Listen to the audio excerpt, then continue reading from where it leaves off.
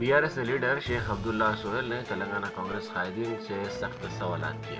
उन्होंने कहा कि एक तरफ राहुल गांधी सीबीआई, ईडी और इलेक्शन कमीशन को बीजेपी और आरएसएस की कठपुतली करार देते हैं, तो वहीं दूसरी तरफ रेवंत रेड्डी कालेश्वरम प्रोजेक्ट की इंक्वायरी सीबीआई से करवाना चाहते हैं। शेख अब्दुल्ला सोहेल ने कांग्रेस कायदीन से सवाल किया कि क्या वो इंदिरा गांधी, राजीव गांधी और राहुल गांधी के नजरियात पर चलना चाहते हैं या फिर रेवंत रेड्डी के उस नजरिए पर जो आरएसएस की सोच से मेल खाता है। जब इंसान कमजोर पड़ जाता है तो अपने अजीज ताकतवर के तरफ देखता है और यह हकीकत है। कल चीफ मिनिस्टर तेलंगाना रेवंत रेड्डी ने भी कुछ ऐसा ही किया है। कल असेंबली में पीसी जोश कमीशन की रिपोर्ट पेश की गई। सारा दिन आधी रात गर्मा गर्म बहस चली और उन्हीं के आजकल जो करीबी है एमआईएम पार्टी के लीडर जनाब अकबरुद्दीन अवैसी साहब ने भी खुलकर कहा कि ये कमीशन का मतलब समझ में नहीं आया, कमीशन कहना क्या चाह रहा ये समझ में नहीं आया। जब तनकीदें होने लगी, हरीश राव साहब अकेले 8 मिनिस्टरों को जब जवाब देने लगे तो रेवंत रेड्डी को समझ में नहीं आया। फौरन उन्होंने जैसा रेवंत रेड्डी कमजोर पड़ गए, फौरन उन्होंने अपने ताकतवर भाई मोदी के तरफ देखना शुरू किया और अमित शाह के तरफ देखना शुरू किया और अला फला में पीसी जोशी कमीशन की रिपोर्ट को सीबीआई के हवाले करने का ऐलान कर दिया।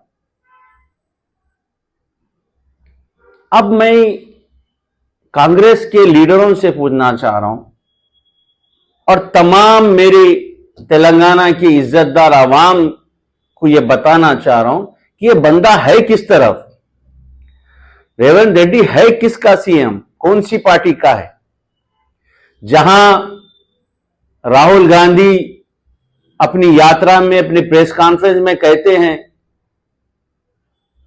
कि सीबीआई, ईडी, ईसी ये सब बीजेपी, मोदी, अमित शाह, आरएसएस के कठपुतली बन चुके हैं, उनके हथियार बन चुके हैं, इन पे हमको भरोसा नहीं है। उनके खिलाफ एक मुहिम चला रहे हैं वो, और उन्हीं का चीफ मिनिस्टर तेलंगाना में उनकी खिलाफ वर्जी करता है और पीसी जोश कमीशन की फाइल सीबीआई के तरफ देता है, मोदी अमित शाह के तरफ देता है, भाई बचा लो मेरे को।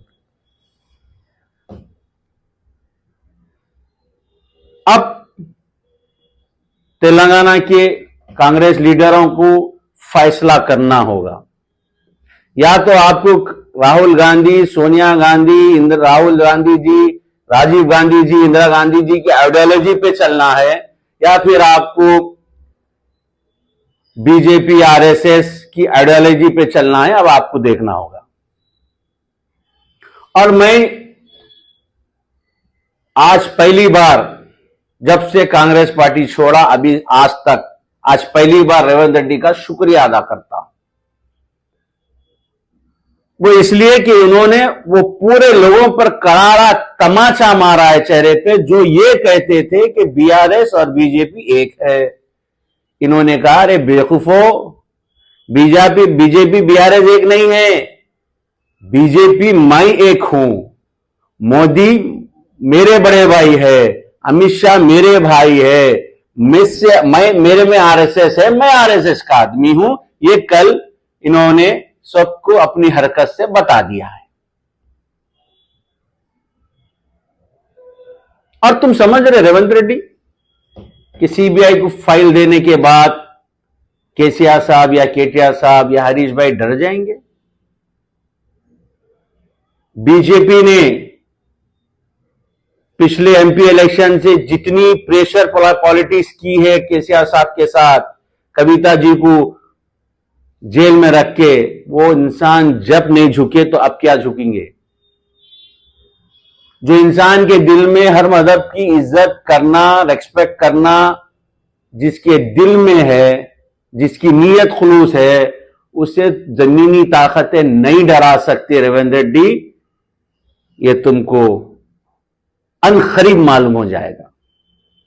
और साथ ही साथ रेवंत रेड्डी, तुम्हारी ये हरकतों से तुम्हारी हुकूमत जाने का पहला जरिया जुबली हिल्स का बाई इलेक्शन बनेगा। और तुम देखेंगे कि जुबली हिल्स के बाई इलेक्शन में जुबली हिल्स की आवाम और तेलंगाना की आवाम तुमको बता देंगी कि तुम इस सरजमीन के लिए मुनासिब नहीं है। तुम्हारे को इसका जवाब अनखरीद मिलेगा।